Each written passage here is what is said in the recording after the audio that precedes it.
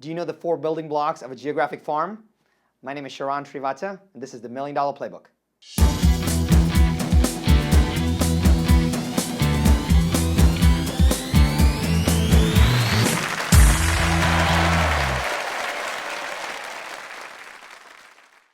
Hi, I'm with Peter Hernandez, president and founder of Teles Properties, and my good friend. And today we're talking about a big question that we get asked often is, on the geographic farming side for agents, how do you pick a farm? How do you pick a farm? And Peter, you and I have talked about the two kind of structural components of picking a farm, and we want a holistic experience, which is there's an analytical side to it and there's an emotional side to it. And Peter, I'd love for you to talk about just the emotional components of how you pick a geographic farm. Well, you hit it on the head, Sharran, because, right brain, left brain, right? Right. And I think that anywhere you choose to farm, you got to like it. It has to be a place where you want to live. It's got to be a place where you want to go to Starbucks, where you like the homes. You actually like driving down the streets. Because if you don't like the farm you've chosen, the odds are you're not going to work it very hard. So I think that's extremely, extremely important. But one of the biggest objections I get is, hey, I like this farm, but there's a really dominant agent there. I don't think I can ever break in. Yeah. Break that myth for me. Peter, we've looked at, I've looked at farms, just communities up and down the California coast.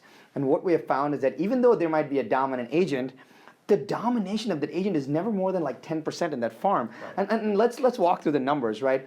If you're ever going to choose a farm, the easiest way to do it, you just need 3 big numbers. Number one, you need to know the total number of homes. What's the pie? What's the size of the total number of homes? Second, you want to know roughly the trend in average sales price, because in our world, we still get paid on the sales price of the home. So you know the average sales price. And number 3, we call it velocity or turnover, which is how many homes on average per year sell in that farm. So if there are 100 homes in that farm and 5 sell per year, that's 5 divided by 100, that's 5%. But we know that every transaction has 2 sides. Right. So essentially, you want to have kind of conceptually double that number. So that farm would have a 10% turnover, right, which means the opportunity there is for 10 sides of that transaction, Peter. And I think that if anybody's looking at choosing a farm, even if you just break those down and look at the 2 or 3 farms that you're looking at compared to the average sales price, you'll figure out if one farm or the other farm is actually a right choice. Now, the interesting part, Peter, you and I were talking about this, is the concept of using the Tiffany business model, to geographic farming, and I thought it was extremely powerful in how you think about how farming works overall. Can you talk about that? Well, Tiffany is thought of as a luxury brand, right? And yet, you can go to Tiffany's and spend $200 on a locket, right, or you can go to Tiffany's and spend $25 million on a ring, for example.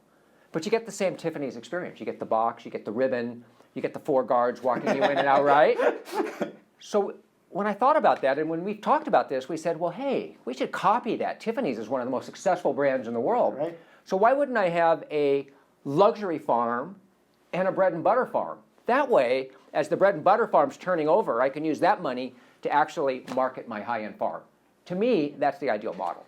So that's how you pick a farm and the intricacies of how you do it. It's Peter Hernandez and Sharran on the $1 Million Playbook.